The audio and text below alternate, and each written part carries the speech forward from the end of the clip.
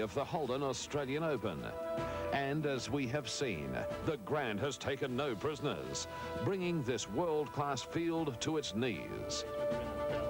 Only 5 players are under the card. Stuart Appleby blasting to the top of the leaderboard with a gutsy 67. Lovely shot. Victorian Scott Laycock joined him at 7 under. His iron play was magnificent. Good looking shot, really good from back here. That is a good one. Lurking just 3 shots adrift of the leaders is the ever-dangerous Ernie Yells. The South African looking for his first big win of the year. Right underneath the hole, it was lovely. This afternoon, another name will join those who have held the Stonehaven Cup aloft and be named champion. Let the drama unfold on the final day of the Holden Australian Open on the 7 Network.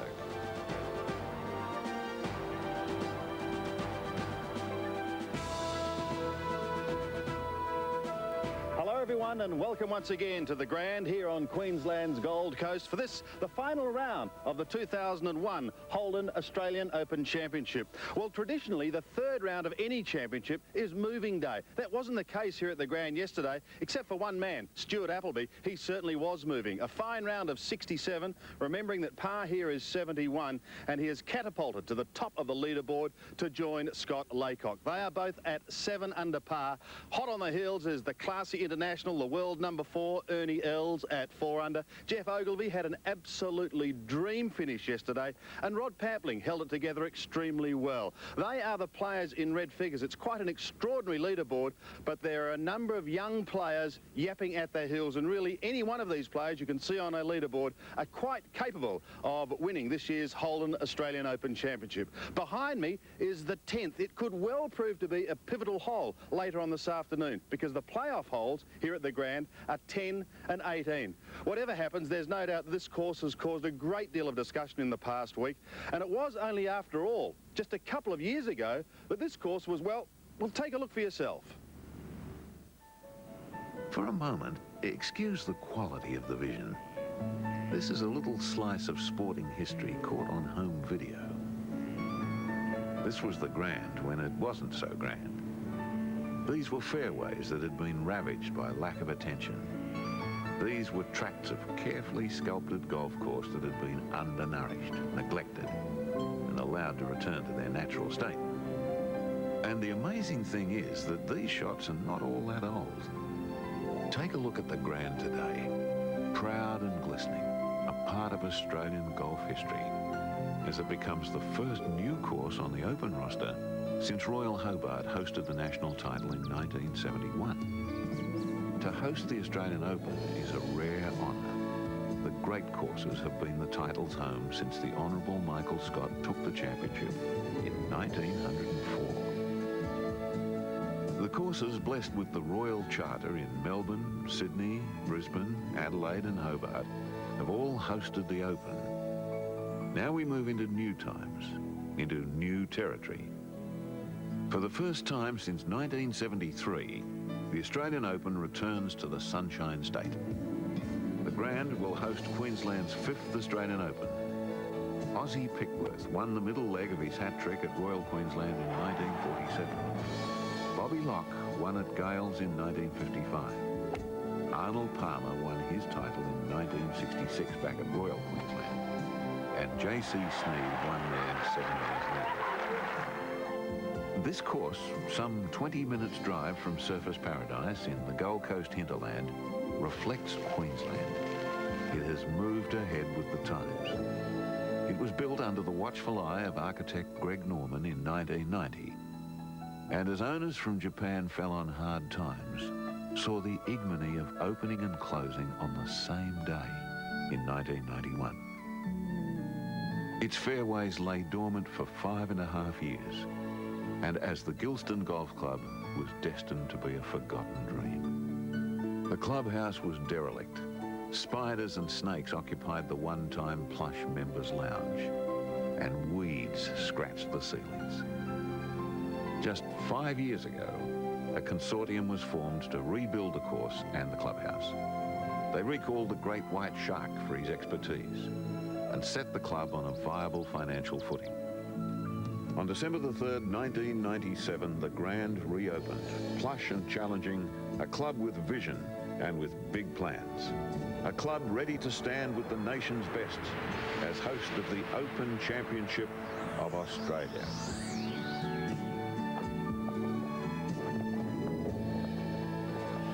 And it's full credit to those investors who got together in the late 90s to resurrect this course. It really is a great challenge. Rain overnight, so it's going to play differently.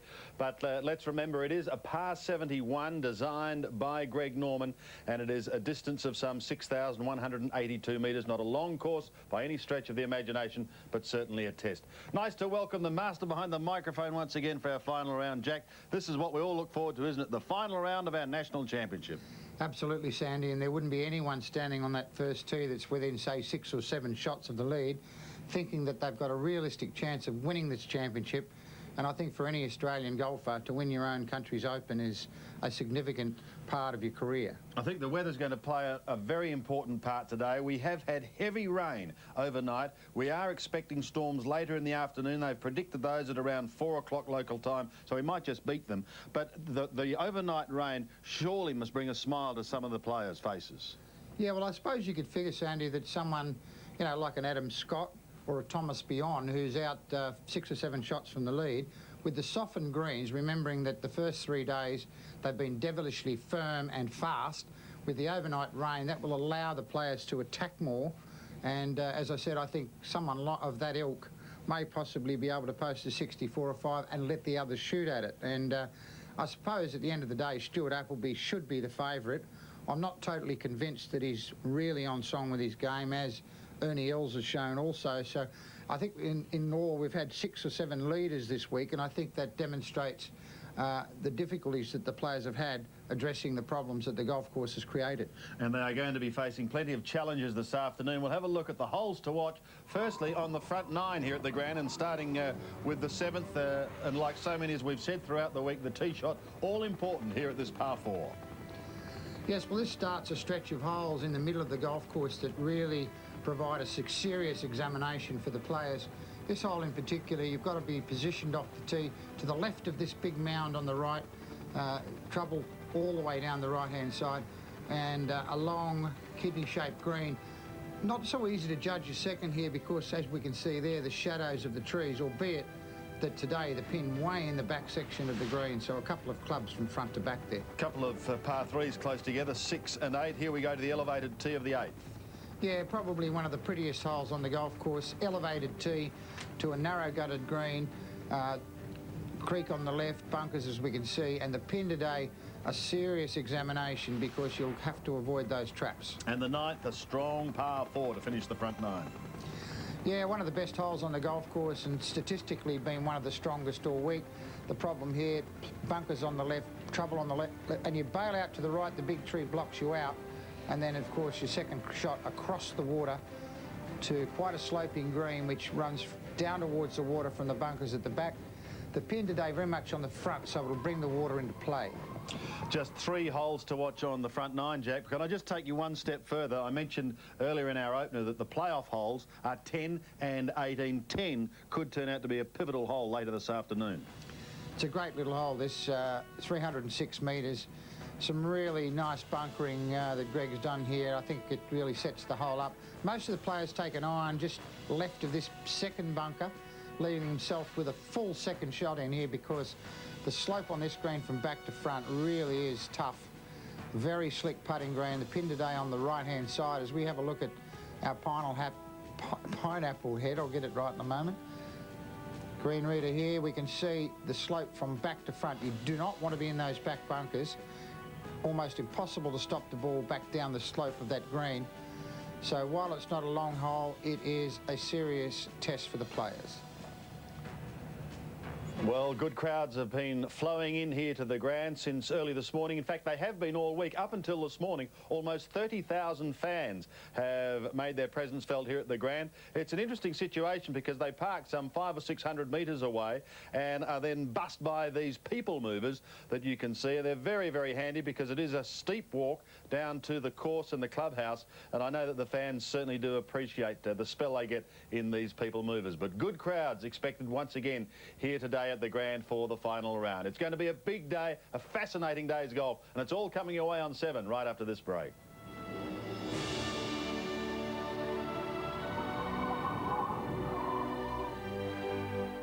Do that for a number of years now, but there's a young man here who's been improving each and every round. He shot his third round 69. His name's James Nitties, and you know him pretty well. Yeah, he's come through the Jack Newton Junior Golf Foundation program. He and Lee McKechnie, who's also doing quite well here. James was our Player of the Year a couple of years ago, and he's going very well. Comes from a little club in Newcastle called Charlestown. I'm sure everyone in Newcastle will be pulling for him today, but it's great to see people who've come through the program develop into the sort of players that James Nitty's a young, fine young man. Rounds of 74, 70 and 69. If he continues in that vein, he's going to have a cracking round this afternoon. We wish him well. I'd like to just continue to talk about the youngsters coming through in our great game, and I know that you've been a great developer of it since 1980 with the Jack Newton International Junior Classic, and again this year was very successful. Yeah, this young girl here, Sarah O, she's the best young girl player I've ever seen at 12 years of age. She led this tournament in the girls division. Michael Hanley, this is Nikki Garrett, who won the tournament, and her and the boy winner, Rick Kulach from Western Australia, by the courtesy of Optus and Nokia, will be sent to the World Junior Championship in San Diego next year. So fine talents they are, both of them. It's just not limited to young Australians either, Jack, is it? No, this field we had players from South Africa, Thailand, Indonesia, New Zealand, Singapore. Congratulations, Vicky. Thank you very much. And as you can see, she's a charming young lady with a lot of talent as a player. And this young fella, Rick Kulach, you can put his name in your black book because he's going places. Already won the World Junior this year, 16 years of age. And Sandy, he shot 18 under par to win this tournament. And I've had this tournament here since 1980. The best previous score was by Aaron Badley at 5 under. So given the consistency of the venue, I'm sure that it's comparable to see just how good this kid is. He's brilliant. And overall, the standard, Jack, very good? Yeah, look, there's more kids playing golf these days, and I think it's a great game for young kids to learn to play, and if they play football or go to university, they can always come back to it. Sure. And one of the reasons I'm so involved is that throughout the world, over the years, the number of middle-aged people who said, I wish I'd learned to play this game when I was young. So this provides that opportunity, and if you want to take it further, you can. Well, James Nitties is preparing for his final round, and I'm glad he's been able to catch up with Pat Welsh. Pat? Sandy, thank you very much. Yes, James, you were saying you're just happy to make the cut here in your first ever pro tournament, although you're 19 and still an amateur. Yeah, I couldn't believe it. I just come up here for the experience, and then thought, yeah, making the cut would be pretty awesome, and by chance I did, so yeah, it's been pretty good. Little nervous start, I suppose, 74, but it's got better since then. A 70 and a 69 yesterday in tough conditions. Yeah, I was pretty nervous the first day, I'm pretty nervous today as well, but yeah, I've just played pretty conservative, hit middle of the greens, and I've been swinging it pretty good, so I've been pretty happy. Yep. Third last group of the National Open. It's something to be very proud of, regardless of what you do today, but I know you'll play well again. Yeah, hopefully. Yeah, I'm just going to enjoy it and have a good day and just stick to my game plan. Now, you've got someone in the commentary box who's very proud as well, a fellow Nova Castran in Jack Newton, and his foundation was instrumental in helping you get your springboard into this golfing career. Yeah, the Junior Golf Foundation did awesome for junior golfers, and I come up through there since I was 13, and he's just done a great deal for the sport, especially juniors. It's just been, it was a really good stepping stone into up to seniors. All right, mate, well, you've provided everyone with lots of fun so far, particularly Jack Newton. Best of luck this afternoon. Thank Play you very well. much. Appreciate it. Thanks, James. Yes, good luck to James. It is actually the other thing that's encouraging to see, Jack, is that the youngsters handle themselves very well with the media, and that's involved in their training as well. Yes, well, the kids that win tournaments, they have to get up and speak, and of course it's all good grounding for later on, and we try and make it as close as we can to what the big boys and girls do. Well done. Let's get down to business.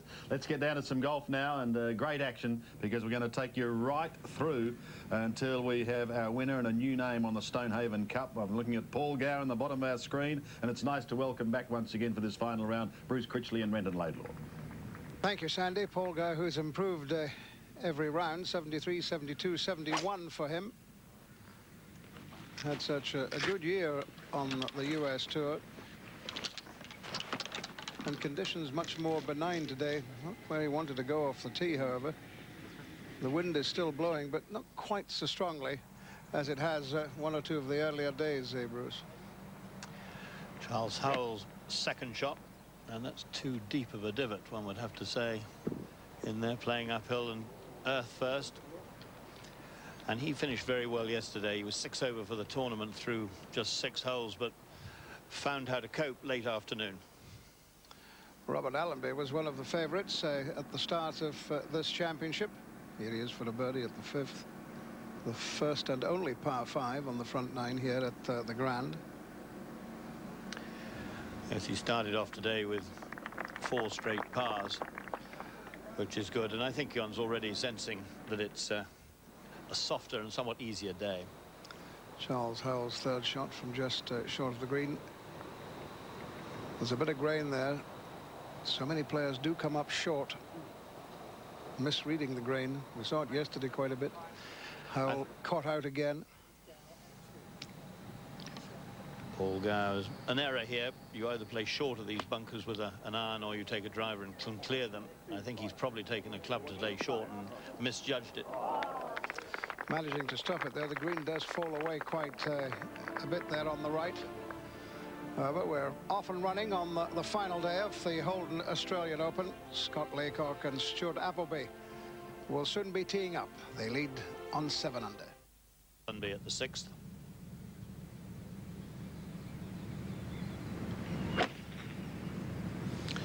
Allenby's at 5 straight pars, playing with Ogle, who started with that double bogey but has had 2 birdies, and that's a superb tee shot from Allenby.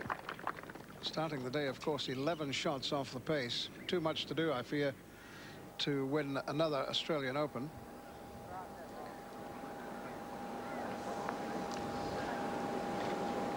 That was a birdie putt after being in the bunker at the 2nd. He'd have fancied his chances this week with what he's been doing in America, but another one who fell foul of the back 9 on day 1. This is Marcus Kane's second shot to the first. A couple of 69s, and then yesterday a 77 for Marcus Kane. Yes, 3 times he dropped 2 shots to the card at a single hole. 3 double bogeys, 6s at different points. So time to put that all behind you. The pin today just 7 paces on, 6 from the left at the first. Scott Gardner. 69, 75, 71 for Gardner. Scott Laycock is one of the joint leaders, and he's with Pat Welsh.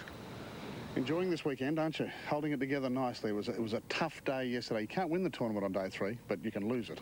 Oh, definitely. I mean, I just went out there yesterday and just tried to enjoy it, stay patient, and it was a good score, actually. I was pretty happy with even par. I was with Stuart Appleby yesterday, and I was just so impressed with the way he controlled himself around the golf course. You've got to stay patient here, haven't you? Oh, yeah, you're going to get some funny bounces, but you just got to take those, cop them on the chin and get on with it, really. Now, the key today, we've had quite a deal of overnight rain. It'll soften this course up, which is much needed, I suppose, as far as you guys are concerned. Oh, definitely. I mean, these greens were getting fairly hard and fast, and it's just, I mean, you can hit good shots in and then just keep rolling. I mean, a reasonable shot might finish an extra 10 or 15 feet away than what you think. So I think with a bit of rain, it'll definitely soften them up. Now, are you a leaderboard watcher? You know, you've got the likes of Ernie not far behind. Do you sit there and have a look at it, or you just focus in and concentrate on your own 18 holes? I mean, I've had a good 3 months of being near the lead. So, I mean, I'm just going to go out there and play my game. I've sort of learned a fair bit about myself in the last few months. So I'll just go out and just do what I have been doing, and it's brought a little bit of success recently with some top 10s, but I mean, I'd like to think I'm good enough to win, so just go and see what happens. Well, I think your record this year proves you're well and truly good enough to win. You've given us a lot of fun over the first 3 days. Play well this afternoon. Thanks very much, Pat. Thanks.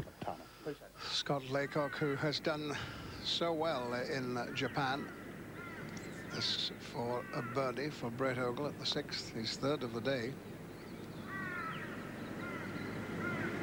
Should make his par. Much calmer, quieter day for the players after yesterday. Scott Gardner at the 1st for an opening birdie. So he will remain at 2 over. Match 23 today of the 32 balls that make up the field for yesterday's third round and today's final round here. And Paul Gow playing his second shot to the third across the water. Pinned today 24 on and 5 from the left. So that left-hand bunker you can see, just to the right of that, the flag is cut. Jack, the Victorian golfer, John Sutherland, with whom Paul Gow is playing, got off to a fine start. He held his second shot at the first for an eagle, doing what Ernie Els did on day one. Now back to the first green, Marcus Kane, who went so well for a long time yesterday, and the back nine ate him up. Couldn't quite get it to the house, as they say. Good putt. Fighting four for Marcus Kane at the first. He stays at 2 over. Remember, 7 under lead, so that's 9 shots off the pace. Realistically, not a potential title holder at the end of the day. And Brett Ogle, who actually didn't play all that badly yesterday, of course, he took 8 on the 11th and made 2 other double bogeys, so that's what brought him undone yesterday. No one on the first page of our leaderboard. The 5 players who are under par on the course as yet. They're warming up on the practice range in the Holden Australian Open at the Grand.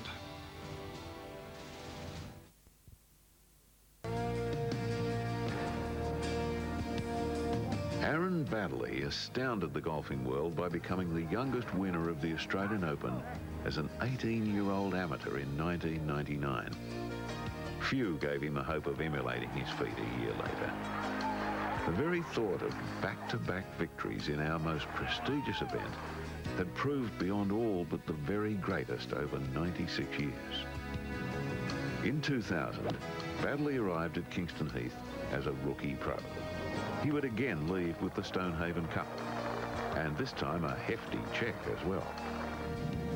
On the final day, he'd started a shot behind Robert Allenby, the 1994 winner and a hard-nosed international competitor.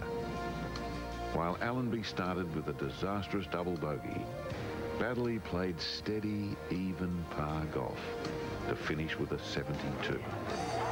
The title would be his by 2 shots. It was only the second professional event for the 19-year-old. He had arrived at the Heath, doffed his cap to the legendary Norman von Nyder and said, "Good morning, Mr. von Nyder."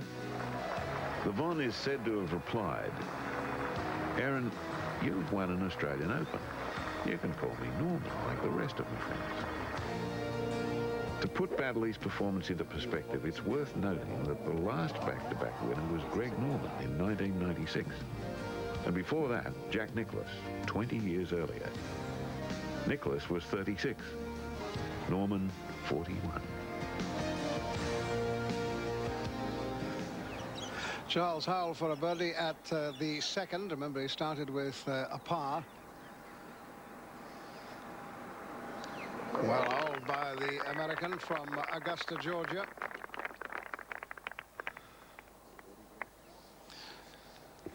Now, big Queenslander Craig Jones. Birdied 2, 4 and 5. This for another birdie from long range at 6. Good to see him playing so well. And you can't get much closer than that. So Craig Jones with a quick start as we go across to Craig Gow. Looking quite quirky in his yellow outfit there. Started with 3 pars. Excuse me, 2 pars. This is the third, of course. So not much happening for him.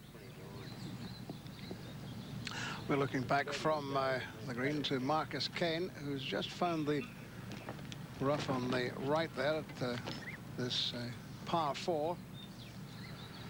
Just see exactly what he's got left to do. He's opened up the green by moving down the right-hand side, coming up short of the bunker in which we saw Paul Gow a little earlier.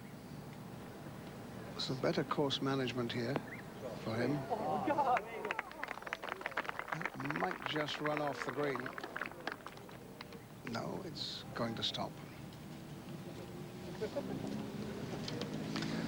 Only one person, Ossie Pickworth, has ever won this title 3 times in a row. This is Scott Gardner, by the way, at the second. Too far right from the tee, Renton, so he's got that gum up ahead to negotiate.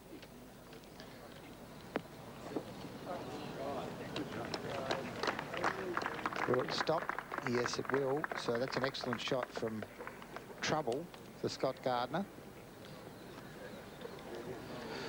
David Fordham is our man at the first tee. Thank you, Renton.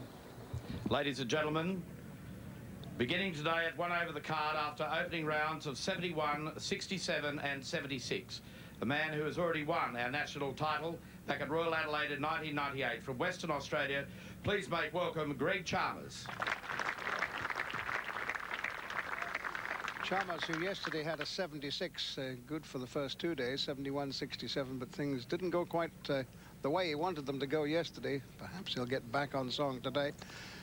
Great shot from on high at what the players have to negotiate here. Those bunkers on the right must be avoided. Most of the guys going with 3 metal or 2 iron from the tee, just trying to put the ball left of those traps. And Chalmers doesn't like it. He's lost it to the right, but we can see it through the branches of the pine. Also beginning this final round at 1 over par, rounds of 73, 70 and 71. A winner on the European Tour this year and the Alfred Dunhill Championships in Johannesburg from Queensland, Adam Scott. Hugely popular up in this area, of course. It's a good pairing, this one. 2 of our finest young players in Greg Chalmers and this young man who surely has the world at his feet. 21 years of age. Awesome talent. Well, Adam Scott has started the previous 3 rounds with par 4s. Greg Chalmers has on each day opened with a birdie 3. I wonder if he can keep that sequence up today. Now, Charles Howell, who is one man you would think, if he could get things going here, huge raps on this fella. They reckon he's the next Tiger Woods. Well, that's what his coach reckoned anyway, David Ledbetter. Big statement, but hits the ball miles, and he's just a slightly built young man. I hope a statement like that doesn't add to the pressure which is on Charles Howell III. Well, they had to change the rules for him in America. He got his card after a few invitations. As Scott Gardner, second hole. This is the birdie putt, remember. He came from the right rough from the tee. Turned quite dramatically at the end, but just too late. So that will be a par for Gardner.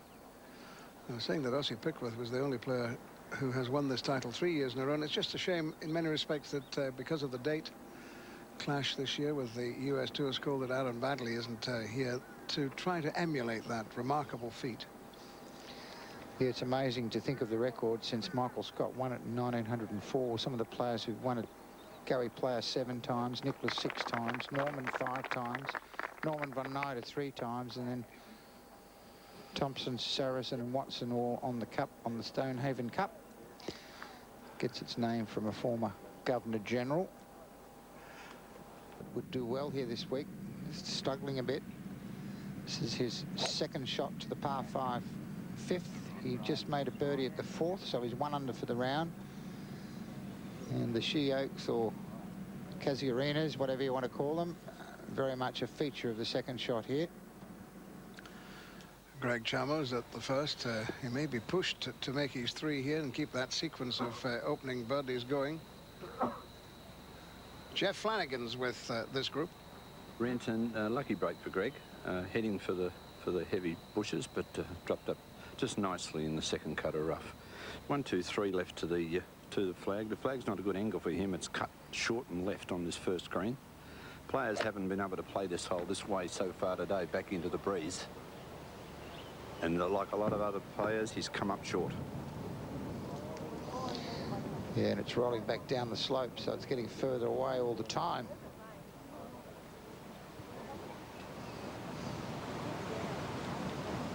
Charles Howell III is at the third, and he's putting here for his par.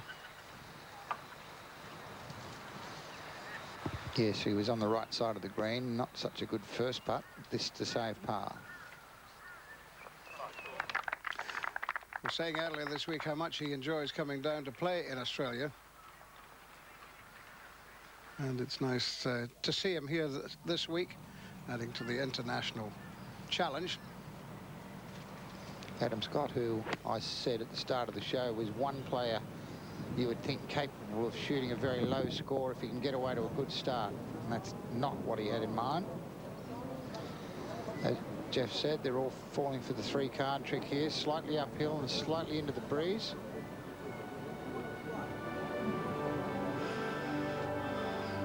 And still on the practice range, Laycock and Appleby and Els and Ogilvy all warming up along with Pampling. They'll be off soon on this final day of the Holden Australian Open. Event last year. This is Adam Scott at the first, remember, coming up short and running back down the hill with his second. Good effort. Should save his par. Now, first look at the 8th today with the man they call Bugle. He's even par for the round, 4 over for the tournament. 1 birdie, 1 bogey. Tough hole today with his pin in the back section of the green. Brett just catching the shoulder of the bunker and sucking back down the slope, but safely on the dance floor. Greg Chalmers also rolled back off the green. In fact, he didn't hit the green. He was short in 2. Played his third to there, and that's for par, and he misses it. So after having started 3-3 on the first 3 days here, he takes a 5 on day 4. Drop shot right away for Greg Chalmers. Now Craig Parry got away to a good start today. And he's got it. Good putt for Parry, who trundles on to 2 under for the round, 1 over for the tournament, probably too far back to win, but he can certainly climb up that leaderboard. Richard Lee, 73, 72, 69 for him over the first 3 days. One of only 4 players in the 60s yesterday. Haven't seen a lot of him play. He's a Kiwi who has just secured his card. The second player in this group, ladies and gentlemen, begins today. Putting up a very good performance. He saw Ogle's tee shot here at 8 now, this long raking putt which will come from his right. Excellent try from Brett.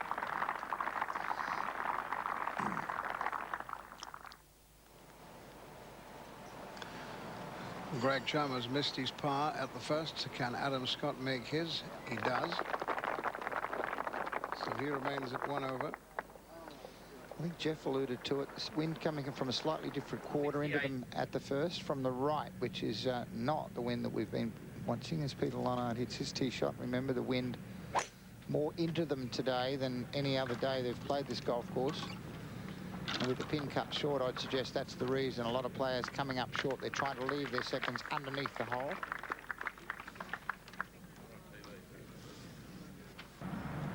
Second to the first. Solonard from 114. We'll see if he can get to the flag. Not a lot of players have got all the distance in here, and this looks great.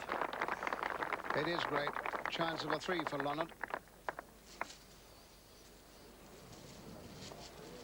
Lonard playing today with Lee, so Lee more difficult to control the ball coming out of the rough.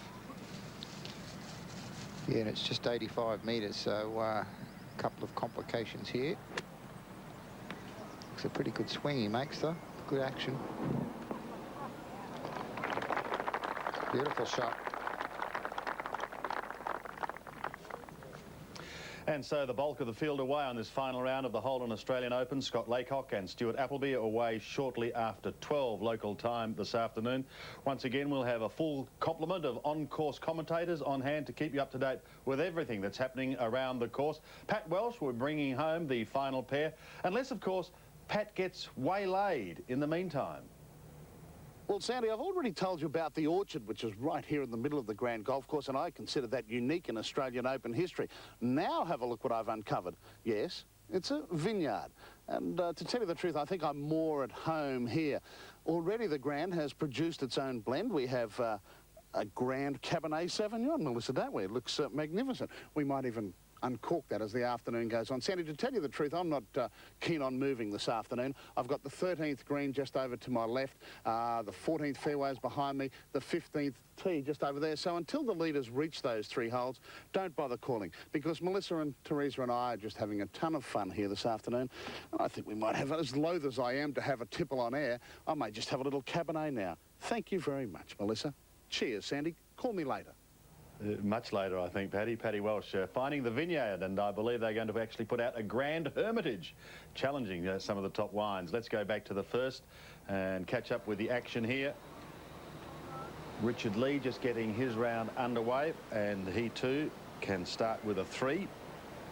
So important to get away to a good start here at the Grand. Because, Jack, there are holes later on in the round that will just jump up and bite you, and they're pretty big bites too, aren't they? They sure are, Sandy. You've really got to make your score early here. A couple of soft par 4s to start with. And then in the middle of the round, it really gets tough. Holes 8, 9, 10, 11, 12, 16.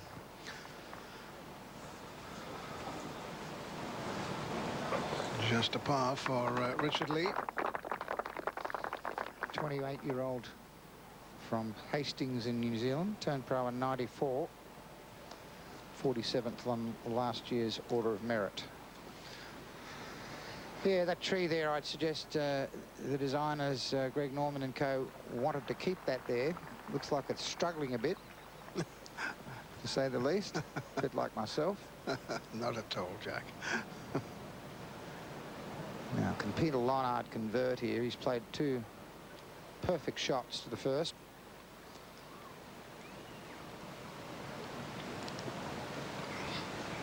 And back to the broomstick putter. Chops and changes on a regular basis. I personally think he looks better with this in his hand. And a good 3 for Peter Lonard to start the final round of this Holden Australian Open.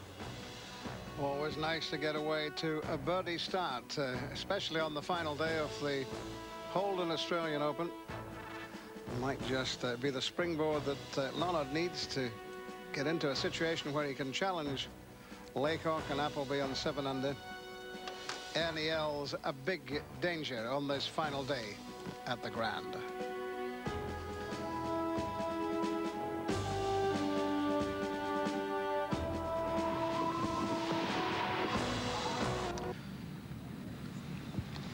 Good shot from behind at what Peter Lonard's got to do here. That's the bunker that I was talking about, was the good line.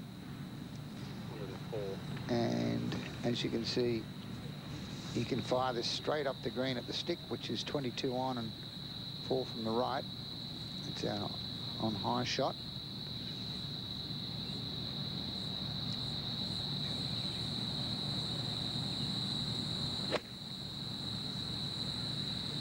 Short, quick shoulder and arm swing.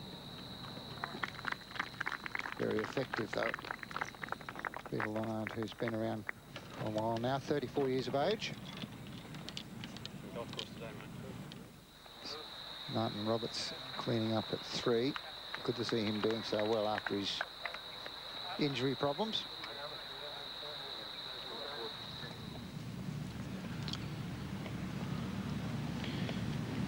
Richard Lee has really tonked one down here, Bruce. I don't think he meant to get this close to the bunker. No, indeed. He's a relatively new name. He had his best year on the tour last year by a long way, won $44,000, and after never getting into double figures, so to speak. And he was 7th last week in Royal Queensland up the road. So comes in with a little bit of form this week. Confidence, so vital. You've got about 94 to go.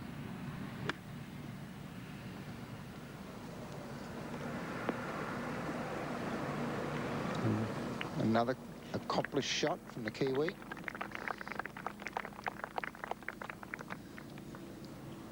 Reminds me a bit of, what's the other Kiwi's name that played in the States? This is Brett Rumford now for an opening birdie. Grant Waite.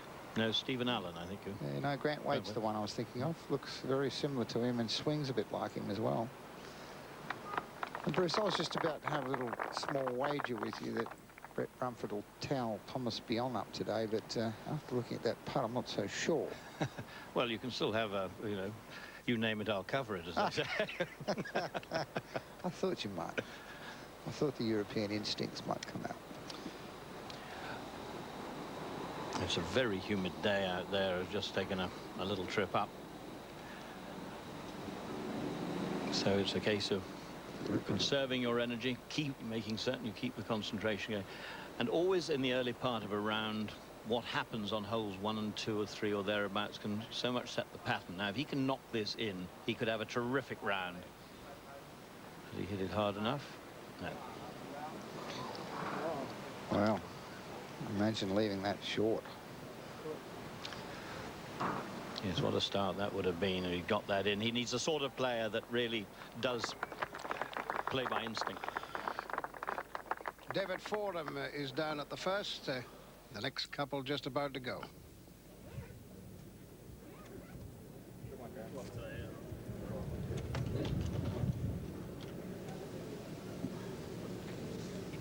James Nitties and Rod Pampling. Yeah, he'll be very nervous here. A couple of deep breaths. Trusty swing.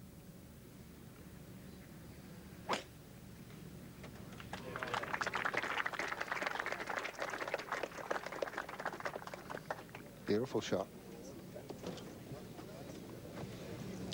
Beginning this final round of 2 under the card with rounds of 66, 70 and 75. A Queenslander, the 30s tour card in the United States. Please welcome Rod Pampling. And Rod Pampling hasn't dropped a shot on the front 9 here this week, which is quite an achievement, Jack. Sure is. He's had some problems with number 11, but keeps on dunking it in the drink. Who hasn't? He's not the only one. 32 years of age, 9th on the Order of Merit last year with $200,000. And 4th on the Buy.com tour in America this year to earn his main tour card for next season. And we wish him well. Yeah, well, the thing about him is he's only 178 centimetres tall and 78 kilos, but he's one of the longest hitters on the tour here. That's a bit like being the fastest gunslinger in the West, Bruce, these days, isn't it? Here's Peter Lonard, second green for a 3. 2 birdies in a row. That's the way to start. And the way this course is set up, the early holes are where you make a really good score. Charles Howell has had a birdie already today. He's just parred the 4th. This is his 2nd to the 5th. Drilling it and hoping to get to the green, but moving that one into the trees on the right-hand side. And now he's got that copse to deal with right in front of him. Is he far enough back to get over the top? Maybe, Renton. Yeah, I think he may be, although those camera angles can be funny for you sometimes. Richard Lee now. This for a birdie at the 2nd. Too firm for the right line he selected. What I find somewhat difficult if you're the man you're playing with holes from outside you, you somehow sort of feel the holes got filled up. Or you're going to be a little silly if you don't follow him in. It's quirky little superstitions. Yes, the hole gets about as big as a mouse's ear. Tony Christie had a 78 today. John Riley a 71. Gary Simpson a 75. Paul Devonport, twice a winner in Canada this summer, 77. Richard McEvoy from England at a 71. And Michael Wright, challenged for a while early on, 74. It's an easier scoring day, the final day of the Holden Australian Open. Just 5 players under par at the start of today, but with conditions that little bit easier, perhaps 1 or 2 other players now in with a chance of getting their name, or his name, on the Stonehaven Cup, which has been presented to the winner since 1930.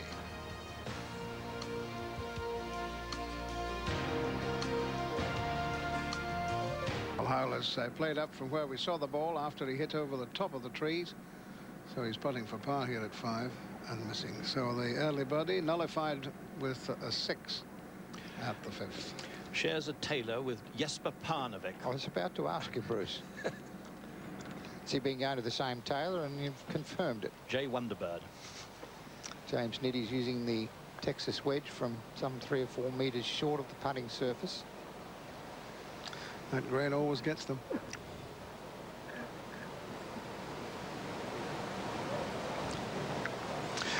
Well, I tell you, let's have a look at this first hole. Jack, talk us through the first at the Grand. 340 metres and uphill all the way. Well, the most important thing is to stay out of the bunkers on the right. The second one is some 221 metres from the tee. The last one, 260 to carry it. So depending upon the breeze, and we've made that second bunker the no-go zone. Yeah, if the breeze is in the other direction, quite often you might see the players launch into this hole with a driver and get very near the green.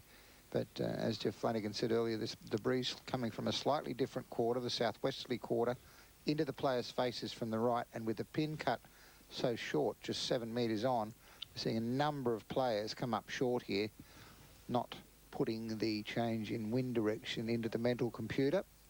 Already seen an eagle and 7 birdies here today, but it's still averaging just over its bar of 4, and David Fordham's on the first tee. Beginning today's final round at 3 under par after rounds of 71, 65 and 74. Fresh from his very impressive second at Royal Queensland last week in the Australian PGA Championship. From Victoria, Geoff Ogilvy. Came back strongly yesterday after it looked as if he'd blown his chance completely of winning this title. If he was a racehorse, Renton, the stewards would definitely have had an inquiry. 42-32. What a form reversal that was. He's often played well in very good company. He's finished close to Tiger Woods on a couple of occasions, and today he's out with Ernie Els. I think that will suit him. He'll enjoy that. Another of our international contingent here at the Grand this weekend, fresh from his success in the World Cup of Golf in Japan just last week. The world number 4 in dual US Open Championship. Rounds of 66, 70, 73 to begin today at 4 under the card. From South Africa, please welcome Ernie Els. 2 US Opens there to his credit. So much travelled golfer from South Africa. And would love to have this title on his CV. Bobby Locke won here, so too many times did Gary Player. Only 7. Only 7. This looks to have been a little out of sorts this week. Not the Ernie that come to expect. Hasn't had a victory this year, but apart from the World Cup, of course, with Retief Goosen last week. This was just a few moments ago. This was Rod Pampling for a 3. Didn't have a birdie all day yesterday. Nice to start with one today. If he'd hit it, he would have done.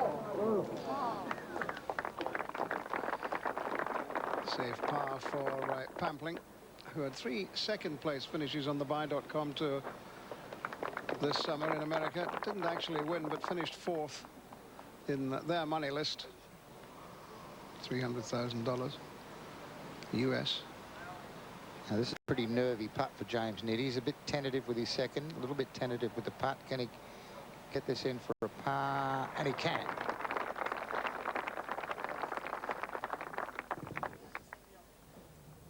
So just one pairing to go and the field will be away in the final round of the Holden Australian Open. Just keeping you up to date with the weather here at the Grand on the Gold Coast. Storms were forecast to arrive at the course at around 4 o'clock local time this afternoon. That has now been put back to 6 o'clock. So hopefully, fingers crossed, we'll get right through the afternoon. And at this stage of the afternoon, with one group to go and then we're away, it's probably an opportune time to reflect on the history of the Australian Open over the past 50 years and the men who have made it the tournament that it is today. There will always be arguments over who's played the most significant role in shaping Australia as a great golfing nation. For those with long memories, it was in this event exactly half a century ago that we saw the emergence of the new guard. 1951, 50 years ago, the 22-year-old Peter Thomson confirmed to his home galleries in Melbourne that he was a golfing superstar as he defeated the giants of the time in Norman von Nyder and Ozzie Pickworth in the Open Championship at Metropolitan. In the years ahead, this great golfer, commentator and sporting statesman would become one of the great international trailblazers.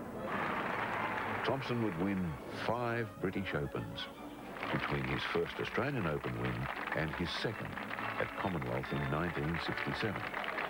On the world stage, he was one of the masters. As the Australian Open moves into fresh territory in 2001, here at the Grand on the Gold Coast hinterland, it's worth reflecting for a moment on those men who have made this tournament the cornerstone of golf in this country. From Thomson in 51 through to another talented youngster in Aaron Baddeley at the start of the new millennium, we've been blessed with a cavalcade of greats. We saw Australia's brightest hopes emerge. The Dar, Bruce Crampton. Frank Phillips with that mighty grin. The amateur, Bruce Devlin. And everyone's favourite, Kel Nagle. If this was once the domain of our homegrown heroes, times would change as the overseas contingents arrived for their annual pilgrimage down under. While Gene Sarazen had been the trendsetter in the 30s, it would be South Africa's Bobby Locke, the 4-time British Open champion, who would herald a new era. His win at Gales here in Queensland in 1955 paved the way for another South African who would put his stamp on the trophy a record 7 times. If it wasn't Gary Player winning the title, then you could back it in that Jack Nicklaus wasn't far behind. Between them, they won the trophy 13 times between 1958 and 1970. Other greats to have their name engraved on the Stonehaven Cup that goes to the Open winner are Tom Watson and Arnold Palmer. They came and they conquered. For the last quarter of a century, as modern jet travel has managed to shrink the world, our own players have held off many of the best international competitors. No one has been more dominant than the former world #1, Greg Norman, a 5-time winner. He was the inspiration for so many, for the likes of Elkington and Senior, Riley and Allenby. In 2001, they have gathered again. Young men with fire in their bellies, hardened professionals, and our guests from overseas. They are here at the Grand Golf Club on Queensland's Gold Coast with just one aim, to have their names linked with the greats.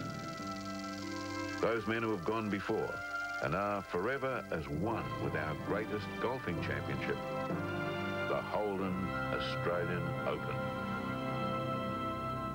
Yes, it is one of Australian sport's most wanted trophies, the Stonehaven Cup, and later this afternoon, a new name will be added to that trophy as the winner of the 2001 Holden Australian Open. Will it be Ernie Els? He's just started his final round. Here he is playing his second of this par 4 opening hole here at the Grand. Excellent galleries in attendance on this final round. They've been very good over all 4 days. Go.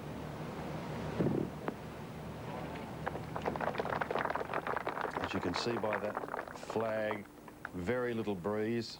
Very little breeze. Peter Lonard has had a flying start, and this is what you've got to do at the Grand. He's got yet another birdie opportunity. This time at 3. This to go 3 under, and Lonard is on fire early on. 3 under after 3 holes. And all of a sudden, now just 4 from the leaders.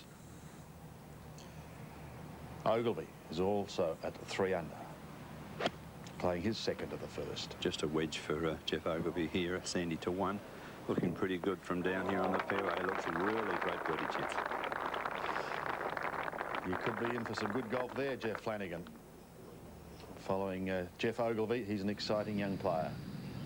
Leading amateur James Nitties at the second.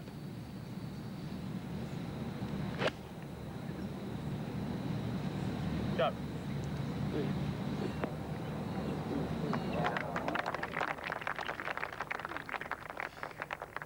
Showing just a few nerves, which is quite understandable at the first, but I'm sure he'll settle down and he'll really enjoy his 4th day here at the Grand. Fans flocking around the first tee. We're just about set to go. Our final pairing.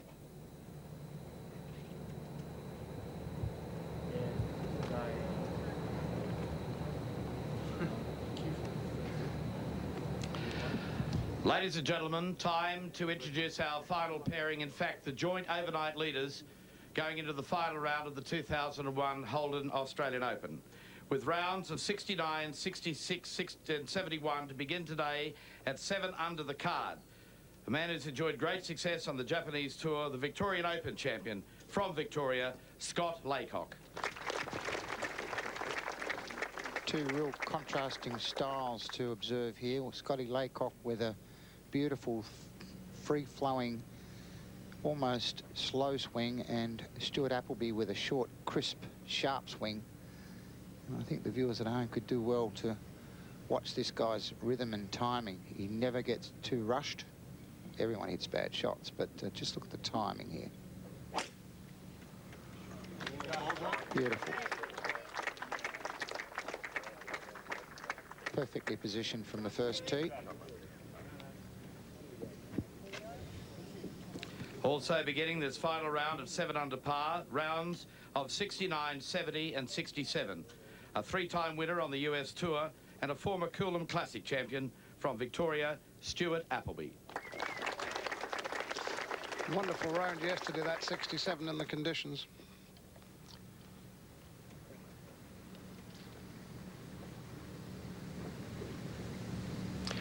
And a little bit like Ernie Els, surprisingly no victories this year. So would like to win today, if only to put that omission right.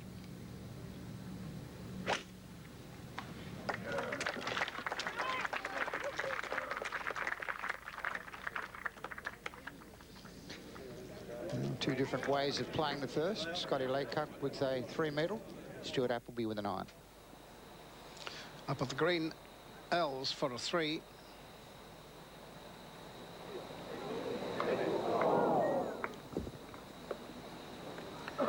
Started off this championship by holding his second shot on the Thursday at the first.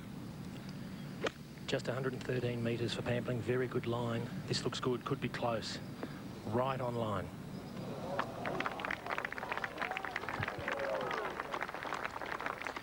Even happy to have a putt run that well past the hole. Up for a 3 coming back. We'll go back to the first. And Ogilvy to get his round off to the ideal start. I think that hole must be a little smaller than any of the others, Jack. Nobody's hold anything. Yeah, and he's very much an impetus player too, Bruce, and that would have been something that he would have been looking for, as James Nitties now with his birdie putt at 2. Oh, that would have been tasty. Played a superb second shot to set up the birdie chance there, Nitties. So if he did have any early round nerves, they seem to have disappeared pretty quickly. Laycock and Appleby are off and running as well on this final day of the Holden Australian Open.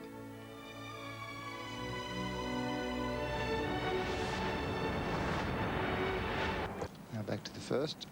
Stuart Appleby's second shot.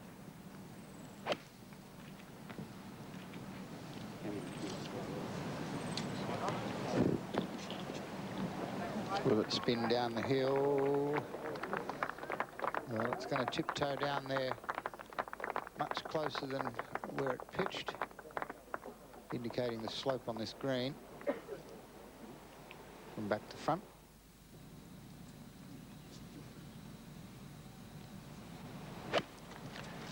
Rhythm and tempo so important at the start of a round like this. He had it all day yesterday, and he's got it again today. Because these greens, you can find little places on these greens where you can stick the pin that can make them very difficult to hold all but the shortest putts. Ahead to the second. Lucky break, Sandy for Ogilvy. He hit the crowd and bounced out the fairway. Bullet stop is out of that rough. Oh, it's releasing down well. Good shot.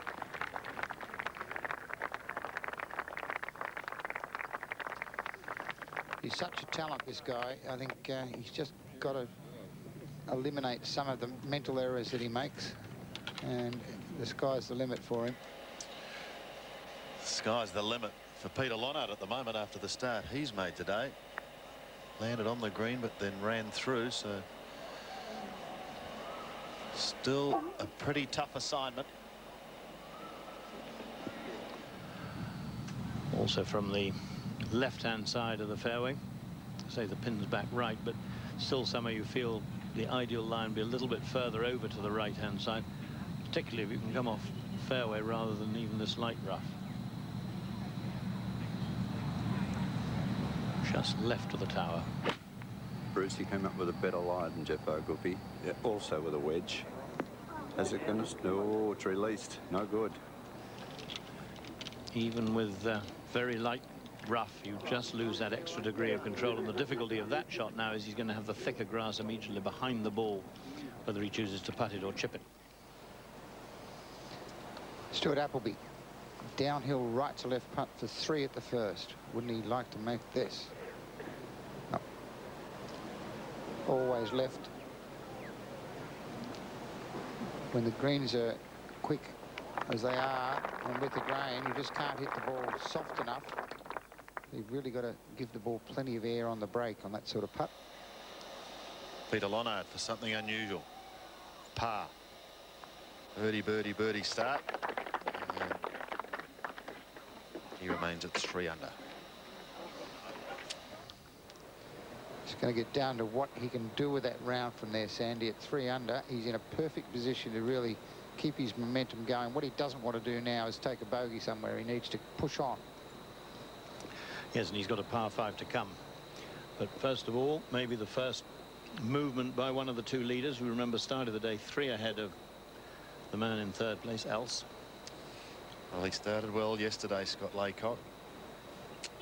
By his own admission, said he got the monkey off his back when he won the Victorian Open earlier this year. This to go 8 under. What a start. Doesn't show a lot of emotion, just a quiet shake of the fist, and he moves to the second. Had quite a few of those when he knocked in and he saved par on many times in the middle of yesterday's round. Not a lot of emotion, but a little bit of spring in the step as he does head to the second. He's shot away for Stuart Appleby after the first hole. And all of a sudden, Ernie Els is now looking at a 4-stroke deficit. So maybe Laycock is trying to distance himself from the rest of the field here at the Grand.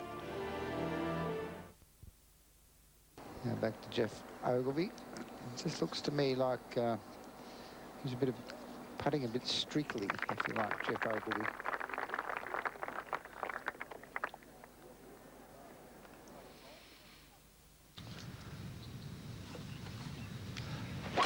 Else off the 3rd.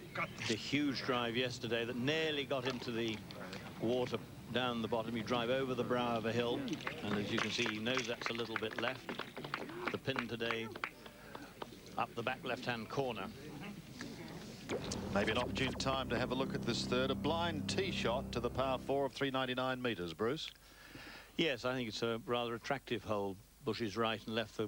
The camber is from right to left. That bunker up over on the left-hand side is only some 200 metres to get past that, so not in play. Now you go over the brow of the hill, and really you have to hug the right-hand side in order to stay on the fairway. You can see how the fairway tilts down to the left, and well, yesterday, if you really hit a long one, you might have got it in the pond. It's a little bit softer today. But I think the pin position most interesting. It's in the highest point of this green, the back left-hand corner.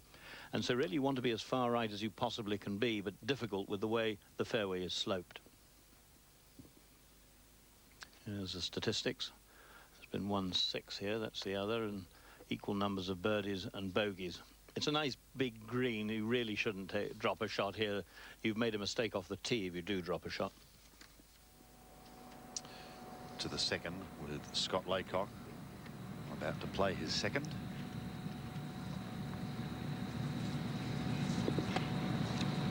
Thanks, Mike. Good shot with our graphic at what he's got to do. A little bit of a ridge, as we saw a couple of shots earlier, that just short of the flag, which runs in the same direction as the green. So you have to negotiate that with your second. See the open stance. It's got a perfect lining of the flag here, Jack. Little wedge from 115, coming in nicely on the flag. Good for length too. Good looking shot from back here. Might be a little long. Just released a little bit. Yeah, it's a little downslope in that back section where the flag's cut. So ideally you want to pitch your second 3 or 4 metres short and try and get it to check on the second bounce. Head to the fourth. Rod Pampling, who's got it to 3 under with his first birdie of the day. Bunkers right and left guard the driving area, so you've got to thread the needle. But he's pitched it well past those. Further evidence of great length from a compact swing. With Laycock is Appleby.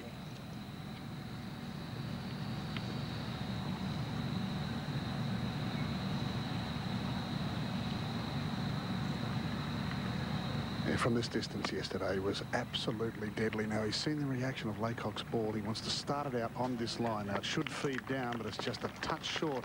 He's a little bit disappointed with that. He only had a shot of 100 metres. Yes, with the pin 22 metres back, he had to pitch it halfway up the green at least. So he's down by 1. The man who put, the golfer who put Kahuna on the sporting map, Stuart Appleby, down by 1 to Scott Laycock. Els is at 4 under. Lonard has made the best start of anyone today. 3 straight birdies. 3 of them all at 3 under par. Will the winner come from that set? Perhaps so.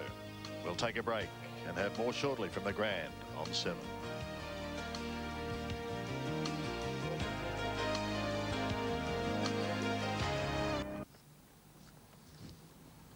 Geoff Ogilvy I'll get it right in a minute. Geoff Ogilvy at the 3rd across the water. That's wedge from 126, Jack. It's looking terrific from down on the fairway. He's really been rifling the pin today, and once again, he's done it again. Great birdie chance. Yes, very important now he gets that putt in and gets some momentum going. Our leader, Scott Laycock, to extend his lead to 2.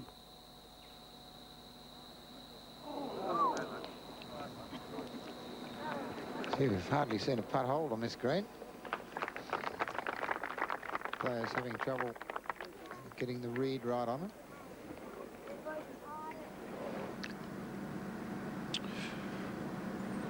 Peter Lonard looking to make it 4 out of 5 for birdies.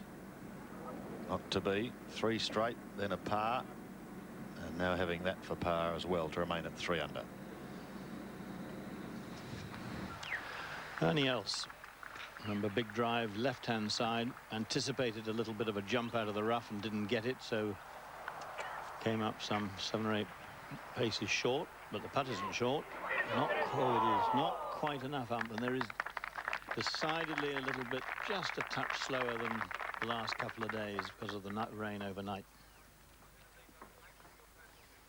4-4-4.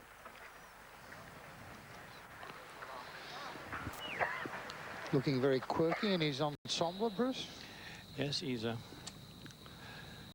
quite a cute dresser. Pampling at 4. Just 134 metres for Pampling. He's straight and it's hanging out there. This looks like it's going to catch front right part of the green. Well, that's going to be an awkward putt there because you're going to have to negotiate the part of the green that's the shoulder of the bunker.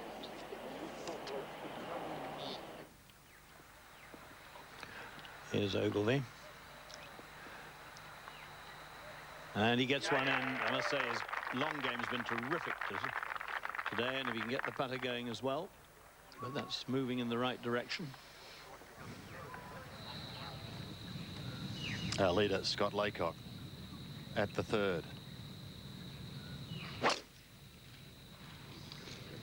9 top 10 finishes in Japan this year, so he's had a pretty hardened season, if you like, being in contention on a number of occasions, and that's, I always think, a good thing, because if you've been in there on many occasions, eventually the door opens.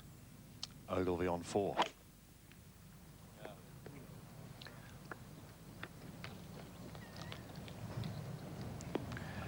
a wonderful looking quicks rhythm.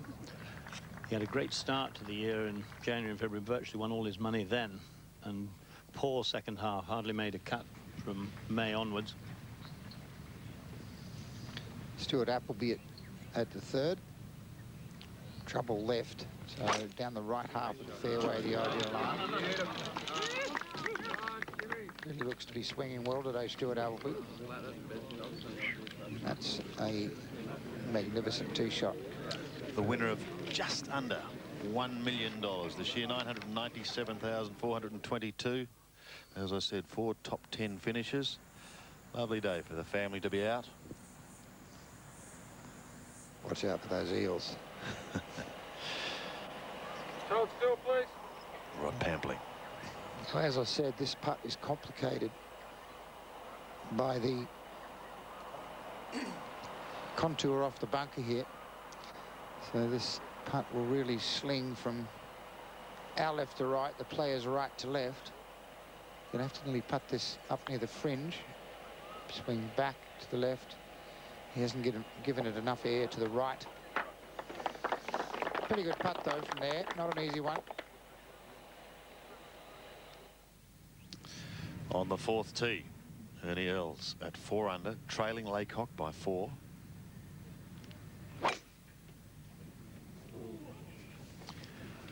Man who knows where the winning post is, he knows what score a course produce, and he's chased that down the left-hand side with the pin back right. That's absolutely position A. Play what will be little more than a wedge for his second. Moving ahead to the 6th, this is Peter Lonard on the tee, and he's had a couple of aces this year. What can he do this time? Doesn't like it. Tugged it left. Not too bad, though. One in the Greg Norman and one in the Moroccan Open. Sandy's another player who played his best golf in the early months of the year and struggled a bit thereafter.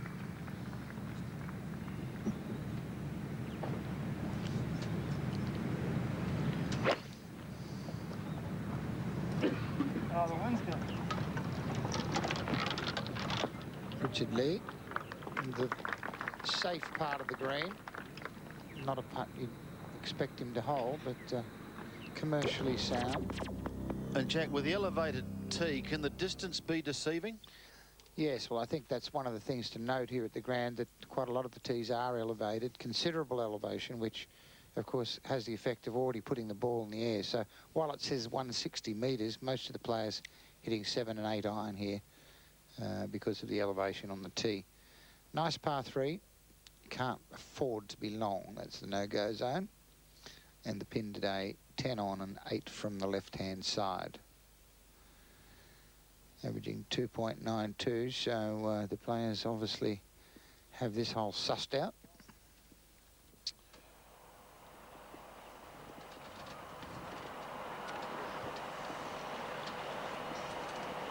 Rod Pampling at 4.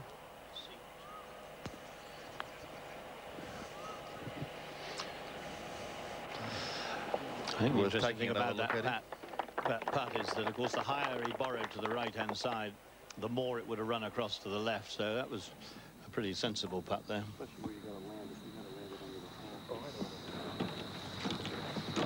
Terrific shot from behind at what Stuart Appleby has here, 123 metres. Perfectly placed to really hone in on that flagstick. Deep breath. Don't worry, even though he's had a lot of experience in America, this is a big day for him if he can win this Australian Open. Just a wedge, Jack, 123 condition. Absolutely perfect now. Like to get away from these first 3 or 4 holes with a birdie and set himself up with a great chance there.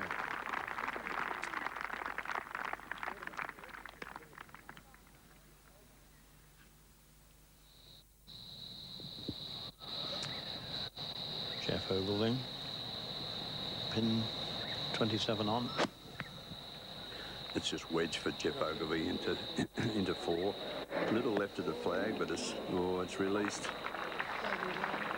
Hang on, Geoff, hang on. He almost stopped on the upper shelf. Now it's gone off on those little runaway areas. I think he can probably get the putter at it and shuffle it back pretty close. Back to the third, Scott Laycock. Birdie opportunities away on these first 5 holes. Got to get it in close here. A little right of the flag, but in with a good chance to spin back now. Good chance for a birdie. Starting well.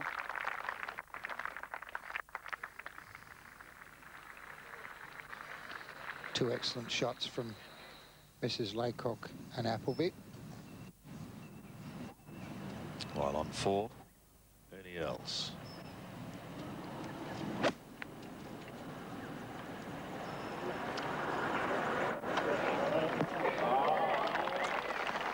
Pin 27 on.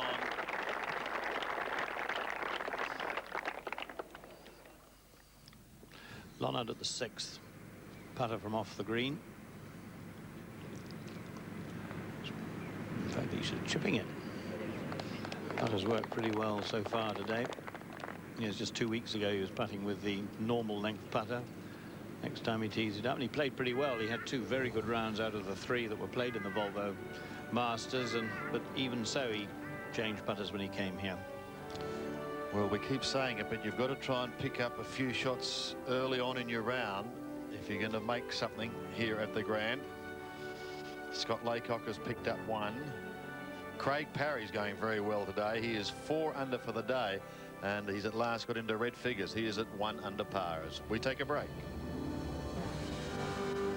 Golf courses are plenty as well, one being the Grand. Geoff Ogilvy playing his 3rd and still leaving himself some work to do. That's the sort of mental aberration I was talking about, Sandy, as we go to Stuart Appleby. This putt for birdie will move from his left to right, right to left as we look at it. This for a share of the lead again, and he's back with Laycock. The battle continues. They're both locked together at 8 under par. We left Richard Lee on the 6th green. Nice shot that went a little bit on the breeze. This for a 2 at the first short hole. The New Zealander, has it got the legs? Not quite again. You've seen 1 or 2 putts today come up short, perhaps just because the greens are a touch slower than they were before. Ernie Els now. Birdie putt. It's sort of been the story of his week, really. Hasn't played badly, but he's just not looking like the Ernie Els of 12 months ago. Although he did win $2.5 million this year. Lonard for par. And he hangs on. Birdies and pars being the order of the day for Peter Lonard so far today. 3 under as he heads to the 7th. Laycock for his 2nd birdie of the day to re-establish a 1-shot lead. No, hasn't hit it. Hasn't. A more difficult putt than that of Appleby. And of course, the more these two start to collect a birdie or 2 in the first few holes, the bigger the gap they put between themselves and the rest. And of course, there's always ever less holes to be played. But they both made a very nice start, hitting the ball beautifully. Geoff Ogilvy's now got to try and save par at the 5th. Oh, he does. Good save. He's got to cut out the mental anguish, Bruce, hasn't he? Yes. Huge putt, that. Stuart Appleby on the fourth. Yes, Sandy, from the tee yesterday, he was just perfect, and this one is something similar. Over the traps on the right-hand side. That's a perfect position. Pat Welsh following this pair as we take a closer look at the fourth. As we've said, you can't go left off the tee, otherwise you'll get into trouble. But Bruce, tell us about it. Yes, 367 metres, so it's not a long hole. The one place you cannot go is to the left. There's water off the left, and in fact those bunkers there almost remind you of the fact that you can't go down that side. It's 244 metres to clear them. It's a little bit further to the ones on the right-hand side. So really you want to be between the two of them. You want today to be as far over to the left-hand side as you can be to get a good angle into this the pin positions. And you can see how narrow this green becomes at the very back end, and that's where they've put the pin. So it's a small target area and very much the Sunday pin position right at the back. And as we saw with Geoff Ogilvy, if you go beyond the pin a little bit, you're onto a little down slope that will take you right off the back edge and down a little slope. Most of the big and severe slopes are at the front half of this green. This is how it's played. Just about on its par of 4, just a little bit over, a couple of three others, which probably indicates people who've driven it in the water up the left-hand side. And back on the tee, Scott Laycock. Yeah, I think if you were to sum up the grand, you know, we've got pretty small greens here, and the important issue, as you raised, Bruce, is to be coming at the flag on the right angle. Small, firm greens.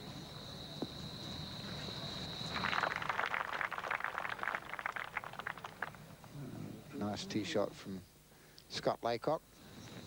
On 5, Ernie Earls turned 32 just a month ago. Has been a prolific winner around the world since 1992. I think the thing that a lot of my friends have said when they've seen Ernie Els in the flesh, that they didn't realise how big he was. And he's a massive man, 191 centimetres. 6'5" in the old money, I think. I was going to ask what it was. Round about that. Imperial. Rod Pambling playing his third at the par 5. He's got through those trees. He's certainly tangled with them. There's a wonderful little natural copse of trees guarding the right-hand approaches to a green that slopes from right to left, and brought all sorts of players undone today or this week. I think it's a lovely looking golf hole. It's very natural. One bunker up the right-hand side off the tee, one on the left by the green. Yes, it wouldn't be quite the same without that copse of she oaks or casuarinas, whatever you call them. They're locked together again, aren't they, at the top of the leaderboard? Laycock and Appleby. Who's coming after them? Craig Parry's going well, but he's at a tough part of the course. We'll see how he fares when we return.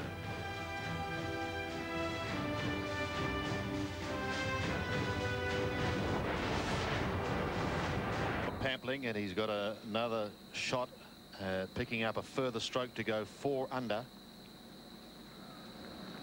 Oh, so close. Yes, another one where the pace just too hard. He's been short with a couple of putts so far, and that was the result. He trails Scott Laycock, who has a share of the lead at 8 under.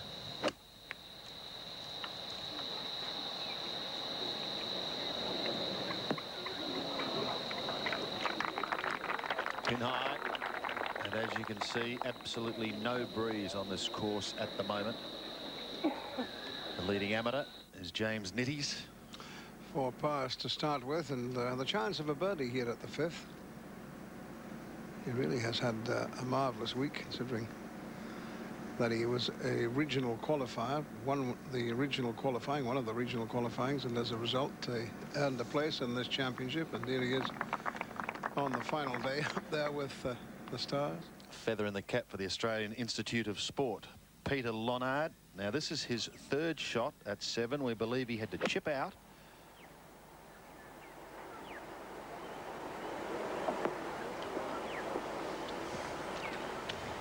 So some work to do for Peter Lonard if he's going to save par at 7. And Here's Pampling to tidy up for a 5 at the 5th, which he does. Pity he was on the edge of the green in 2, so you'll think that's really a great opportunity missed. And but he's 1 under for the day.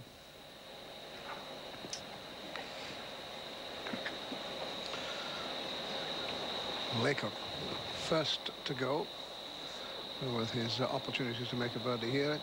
I think it's good that these two are playing well and playing together in this final group. I think playing with Appleby will certainly help Laycock, who looks reasonably confident. Just a reminder, if you'd like to check on any scores or history of the Holden Australian Open, what your favourite player may be doing, then you can just quite simply log on to i7sport.com.au, and it is all there waiting for you, including, of course, our sport forum, i7sport.com.au. He really has hardly put a foot wrong, Laycock, this week.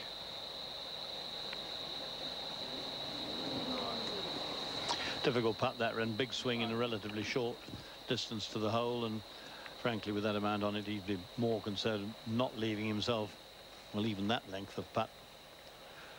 But I think 2 good players to play with, because they've both got very nice compact rhythms. L's second shot to 5 from the fairway, so a chance to make the green. Well, Renton, he put the 3-wood back and took out the 2-iron from 237. He's got to get all of it, but he's hit it absolutely super. Just failing to get it on the green. It might run into the bunker. No, just coming up short of the bunker. He was a bit unlucky. It took a kick, a dramatic kick to the left, just as it hit the ground short of the green, and instead of bounding forward, it bounded left. Just off the green at 4, Stuart Appleby, and his 3rd shot. Well, at the moment it's in the final grouping, it's a sort of head-to-head contest. This to go into the lead on his own.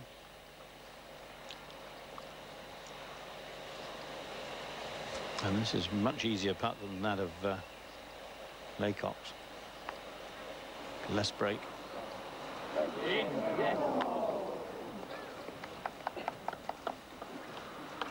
Now I think these 2 golfers have got, I'd say, classical swings.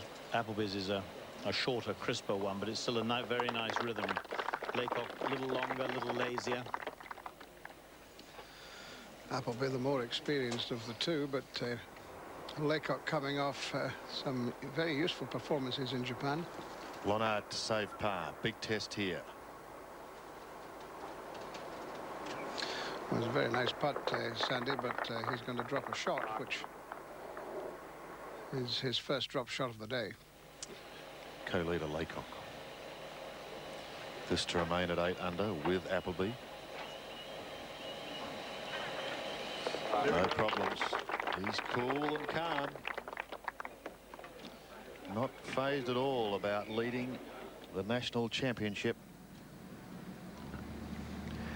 Here's Jeff Ogilvy at the 5th hole, and with a lofted club to the green. That's his 3rd shot, 511 meters, and steady now. That would have looked quite good in the air, but he drove in the rough and couldn't go for the green in 2. That was just a few moments ago. We're live now with Ernie Els playing his 3rd. I think Rendon, he would have probably done better with the wooden club, because you hit it higher, you get more travel through the air, less run when you land, and with that bank to the left at the front, it would have been a better club to play, but he feared going through the green, and so that was that. Doesn't look just to be at his very best, but you can never ever ignore Ernie Els. All of a sudden a birdie, an eagle, another birdie, and he's right in there again. To 6, James Nitty's at the par 3. And that's one of the difficulties, sorry, of this course. One of the nice features, there are a number of greens with no bunkers around them that actually make life easier for the high handicap player who doesn't like sand at all, but tends to leave harder shots for the best players. They have to sort of finesse and use imagination.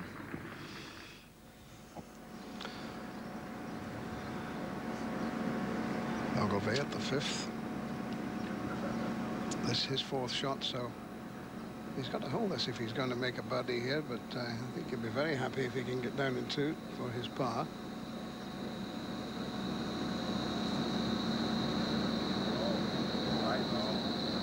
Very nicely played. I think, Brendan, the great importance, he, like a lot of these closing players, all got at least one birdie in the bank, and it settles you down and you don't sort of fret when you've got one of them. Back on the tee, Stuart Appleby.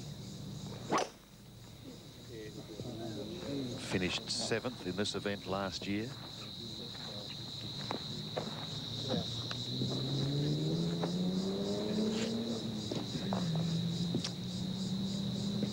Even the fairway's not quite so fiery as they've been earlier on in the week because of all the rain we had last night.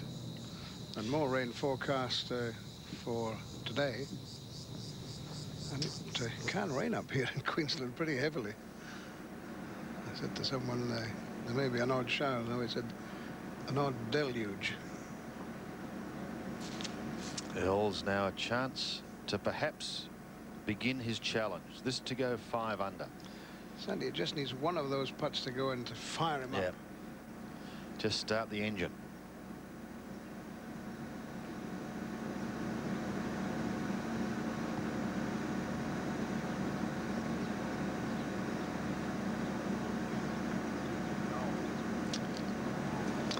I don't know that he's putting well enough to win this, you know. It's been one of the problems that he's had in the last year, 18 months. Long spells when nothing really goes in, and particularly in the United States, unless you're scoring 28, 27 putts around you, lots of other players go by you. Back on the tee, Scott Laycock.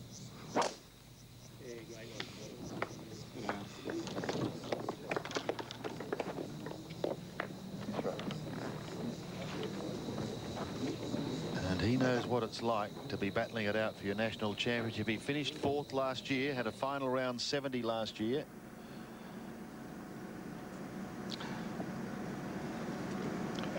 Should be a formality for Geoff Ogilvy. It is indeed. So 1 under for the day, 4 under. Man who was, what, 6 over par or something through 10 holes yesterday afternoon. What a comeback. Extraordinary. Yes, Laycock last year, he shot a final round 70. Stuart Appleby shot a final round 69. I wonder what will happen today here at the Grand.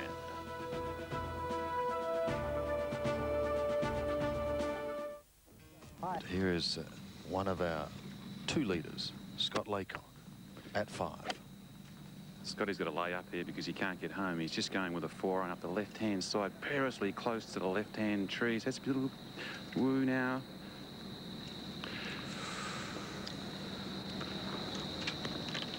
Might just be all right there, but it's very, very tight. To 6, Geoff Ogilvy on the tee. Par, birdie, bogey. Not a good trend on this hole for Geoff.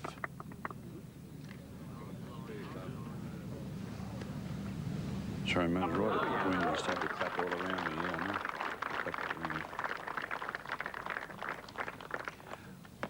Well, he's likely to go back to the first of those 3 with a tee shot like that. There won't be a double bogey from there, Sandy. We'll go to the 5th, and this is Stuart Appleby. Now, he can go for the green. He's got 221 front, Bruce, with a long iron in his hand. He started this right down the centre now, drawing nicely. Needs a little kick at the front, and this could be perfect. Steady I now. like it.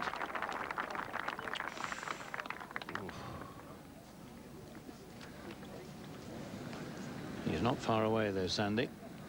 He should get down in 2 from there. On 6, Ernie Els. Trailing by 4.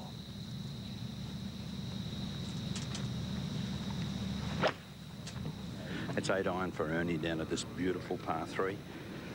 Easy pin today, just 10 metres on, and it's a great shot. Great chance for 2 for Ernie.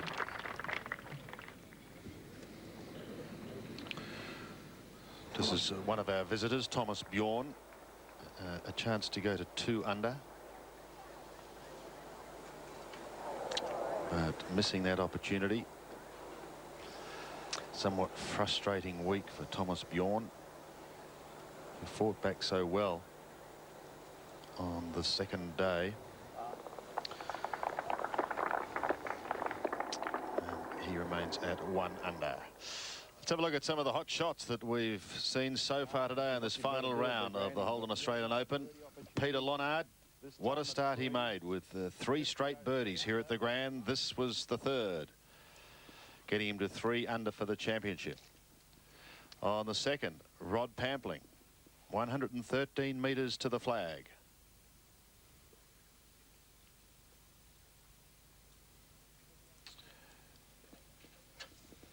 And one of our leaders, Stuart Appleby, still locked at the top of the board with Scott Laycock at 8 under par.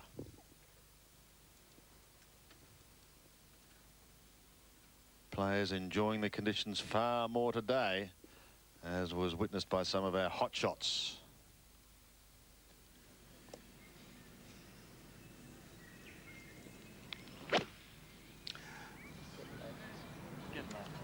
This is Brett Rumford, who is, partnering Thomas Bjorn today.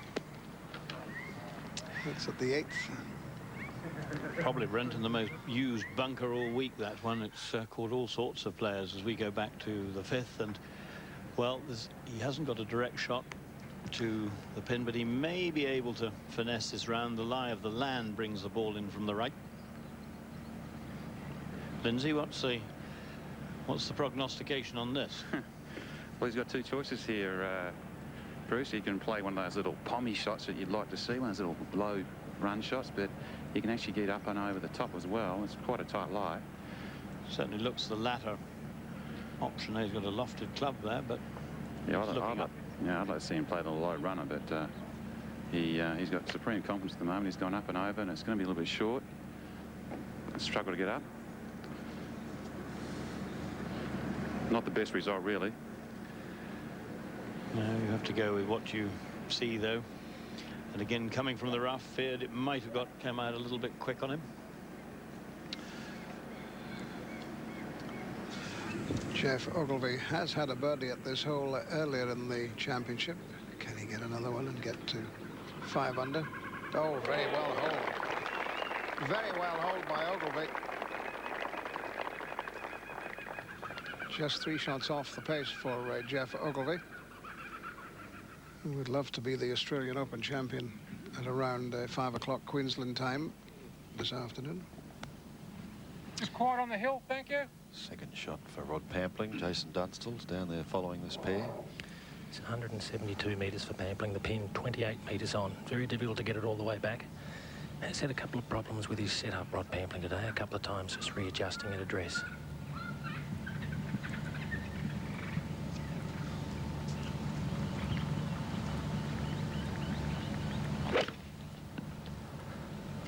This is very good for line.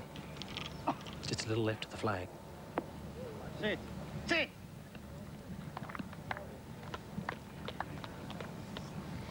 There is one of the standard problems around the greens at the Grand. Many of them just raised up a bit and falling away all round, and just makes the next one that much more difficult. Appleby from the rough at the 3rd. Unlucky to run through, but well, as Bruce was saying, so many of the greens here do run off at the back, and that's beautifully played back to ensure he gets his birdie and moves to 9 under. He was in a thick patch there, Renton. That was well controlled from maybe that's much more like the sort of rough round the greens he gets week in, week out in the United States, so he gets a lot of those shots in a year's march. So Appleby out to 9 under. The sort of what-ifs out of the mix. He made a mistake and it's going to cost him a 5. And that's the way it is. Plenty of holes to go. In all probability, Alan Appleby at some point will make an error, but you play your game. Towards the end, that may be the case. You start, well, you know, there's 2 or 3 shots between us, and you start getting a bit defensive against the man you're playing with, but not at this stage yet, I wouldn't think. There's plenty of leaderboards, Andy, around the course should anybody go. And most golfers, I think, regardless of what they say, do keep at least one eye on what's going on elsewhere.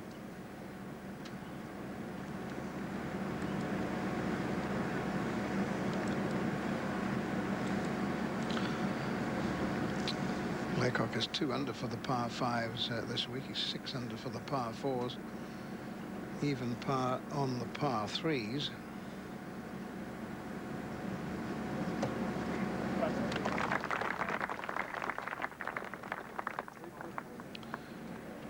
Curiously, Appleby, with whom he's playing, also 6 under on the par 4s in this year's championship so far. To 7, Geoff Ogilvy. Well, I think Ogilvy was really very happy. He had a nightmare time over the first 10 holes yesterday. And he's going through these same holes again in a much more composed fashion. An easier day, mind you.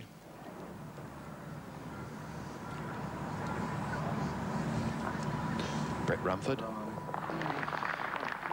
Guys, well done running. Another one of the exciting young brigade that's certainly come to the fore in the past 2 years.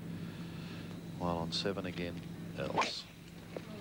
Ernie trying to take the dogleg on here at 7, started it way into this right corner of the dogleg, and it's got to go really, get into that centre, and has caught it. Ooh, doesn't like this. Classic evidence there of Els trying to make something happen. It's not working on the green, so normally he'd just get a 3-wood or a 2-iron out there. It's a delightful look at the 6th from behind the tee. You can't see a lot, but the Nerang River meanders down in front of the tee. Yes, and the green down there is, as we were saying, saucer shaped. It's terribly easy to run off this green if you don't hit the type of shot that's going to get you close to the flag. Pin positions today are generally quite tricky, and it's certainly a tricky pin position here at 6. You would expect that on the final day, when the officials knew that the weather conditions were going to be a bit more lenient to the players than the conditions were yesterday.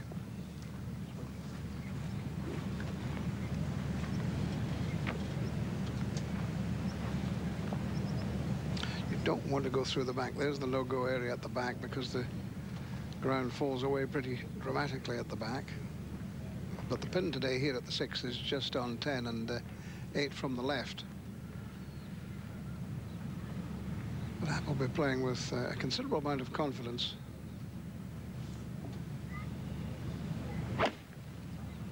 Right there.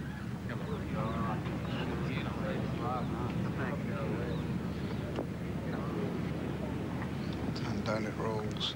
No wind today, Joe, man. That's a club out really in judgment. You could hear him say stay there. He was happy with the line. Now he's got one of those really awkward shots.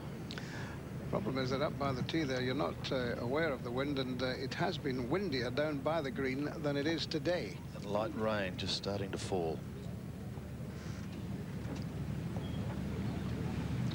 Laycock will have watched that pretty carefully.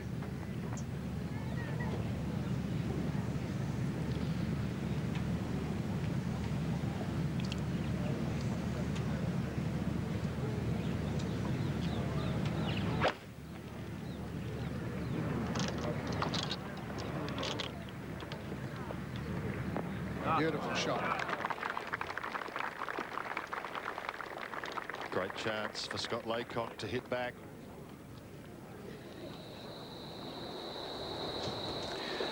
Pampling from through the green at the 7th. Oh, he's played that beautifully. Lovely shot. He had a little swale to come across. He pitched it on. It had a little bit of drag. Lovely. Neat bit of golf, that.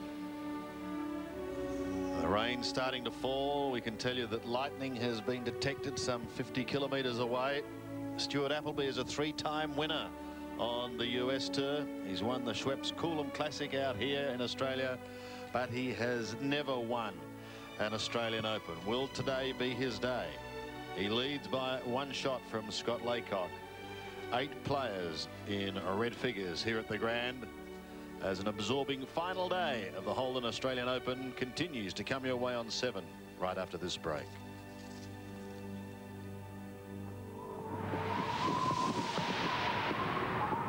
Jeff Ogilvy, playing the 7th here at the Grand. Had a great start to the year. Tied for 3rd in the Tucson Open, 2nd in the Honda Classic, but struggled since then. The rain continuing to fall here at the Grand. At 6 iron, Sandy, for Jeff Ogilvy. Great start to be 2 over. Huge chance to go 3. No worries at all, Jeff Flanagan. Wonderful shot from Ogilvy. This is up on the bank, same hole. Else trying to hit a huge drive, cut too much off. Come down. And he's got a fly. The moment he hit that, he knew that was coming out hot. And it nearly obeyed him. He's in there over in Pampling country. Oh, that's run on and once again. Just gone far enough that he's actually onto the thicker grass. And that's probably to his advantage rather than being nestling up against it. At the 6th, remember that Stuart Appleby's tee shot was just short, ran down the hill. Tricky little shot back up, but he's played it beautifully and will, almost into the hole. He'll get his par.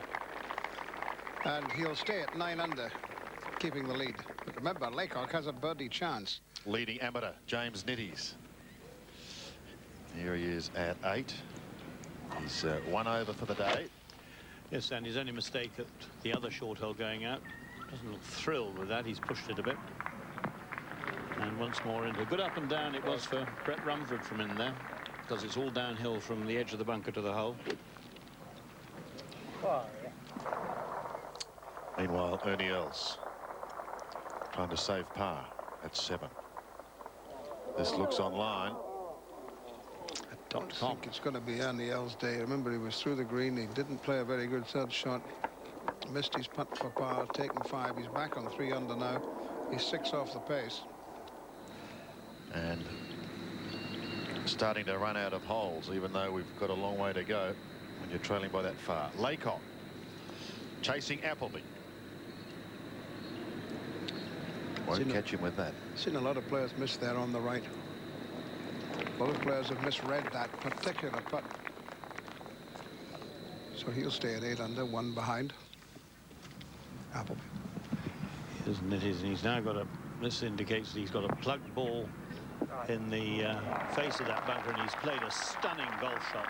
That is the best shot we've seen today, no question about that. Normally if the ball doesn't plug, it rolls back to the bottom of the bunker, so that was stuck in the face. A moment here for Jeff Ogilvy to savour. This to go to outright 3rd spot. He's got it to 6 under, and don't discount Jeff Ogilvy. 3 under for the day, and 3 behind Appleby. Here is our leader, Stuart Appleby at 7. More than anybody else, he's using the iron off the tee. He's got a short swing, but he's very strong, and he hits it plenty far enough with that. Yes, he's very relaxed today too, Bruce. He's composed, chatting to everyone, and that's just perfect again. Well, we'll have a closer look at the 7th, the par 4 of 385 metres, Bruce. I love this hole. I think it's a terrific golf hole. You drive off through this chute in the trees, and the important thing is to actually get over this ridge here. And that's why you really only need an iron, and whether you pitch at the top of it or down the bottom, the balls all collect down on the left-hand side. That's where Jeff Ogilvy and Stuart Appleby have gone. Then you've got a shot up the bottom of the canyon to this green, small target, quite long. Pin again, so many today, right at the back in the narrow part of the green. But plenty of room to pitch on the green, short of the pin, and let it bounce up. Yesterday, I think the pin in the front right-hand corner was a little naughty. But once you go past this pin, you can see that arrow going off the top of your screen. It's downhill and through to an awkward little chip back. Here's how it's played. 13 bogeys, a couple of others, so it's playing above its par. And I think visually a very good hole and fun to play. Laycock on the tee.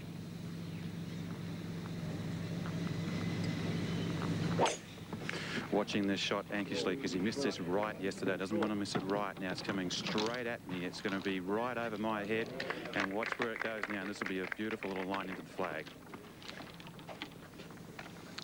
Excellent tee shot from Scott Laycock. Rod Pampling on 8. This was a few moments ago. A birdie opportunity to move to 4 under. It is an extraordinary spell. Not a birdie yesterday. He's just had the one today, and having got that at the third, one felt, well, he's got that little monkey off his back, but not really with those putts giving himself a chance. That is for what would be an excellent par. Remember, he was plugged in the bunker up on the right-hand side, and he's got tremendous elan for a young man playing in his first professional event. Ogilvy on the tee now. Ogilvy's 3 under today. He was 5 under for the last 7 holes yesterday.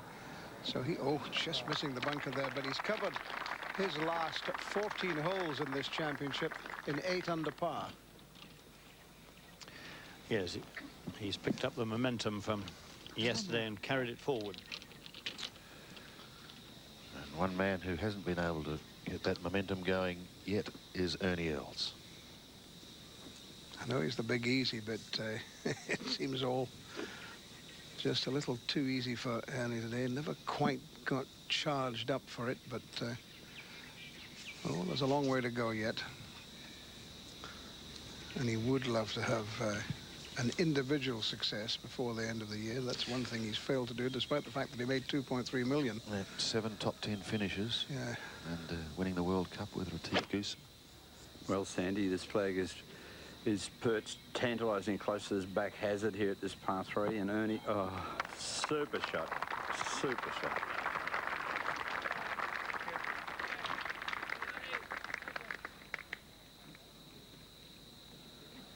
It's a beautiful looking hole, although some of those pin positions this week have been quite difficult for even the most experienced players here this week. Our leader is Stuart Appleby. His best round today was, or this year, was a 64 in the NEC Invitational. He had a top 10 finish there, finished in 5th place. 4 top 10 finishes for Stuart without a victory this year.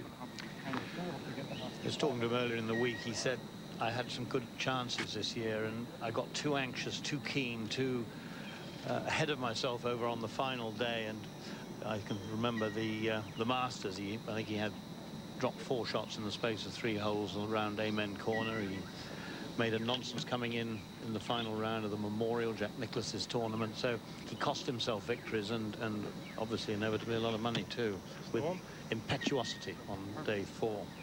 More than that. Well, he's staring down the barrel of 171 metres here. Thanks. Safe layup, a similar line to Scott, who's about 20 metres in front of him. 6 iron conditions, very, very still. We heard the distant rumbling of thunder a while ago, but it's still a long way away, and the rain has stopped. Fingers crossed that it remains that way. Pin all the way back. This green 32 metres deep, and the pin's back 28 metres, and this looks to be right at it. Stay there. So when they release, but I tell you, from these positions just off the green, Stuart's been impeccable the last 2 days.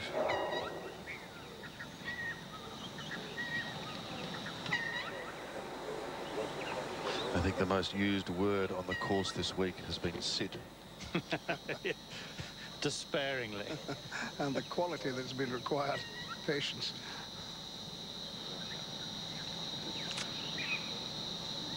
Scott Laycock, of course, served many years, or a fair number of years, on the Asian PGA Tour, the Davidoff Tour, and as apprentice there got used to Oriental conditions, so was well prepared when he got his card for Japan to make the most of it, which he's done this year. One of the positives about this tournament this week, from the players' point of view, is not to worry about repairing bug marks. It's good for the back. Now, Scotty has to be a little bit careful here. He's at 155, needs to pitch at about 150, and that obviously will release up to the flag. Good shot of Stewie's, but landed pin high, and of course, even though the greens had plenty of rain last night, they're still pretty firm. Needs to get this one nice and close. Go on a good line. Looks very good from back here. Very good. Looks pretty good from here too, Lindsay, because that's going to stay on the green and give himself a birdie chance.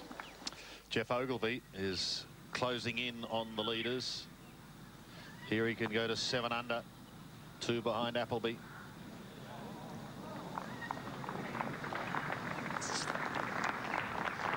A little bit tentative. As we've said, he's a man that thrives on momentum, impetus. Get one putt in, he usually follows it with another and so on, and that's why he's 3 under today. But you just get the feeling that this is certainly going to be no easy stroll this afternoon, and there's plenty of drama left to unfold. Appleby by 1 from Laycock, further 2 to Ogilvy. Pampling and Els are going to have to make up some ground. They're at 3 under. Lonard is at 2 under. Parry's round has stalled somewhat because he's had to go through that minefield of 10, 11, 12, 13. But he's got a good day going on this, the final round of the Holden Australian Open, which will continue on the 7th, so I hope you can stay with us.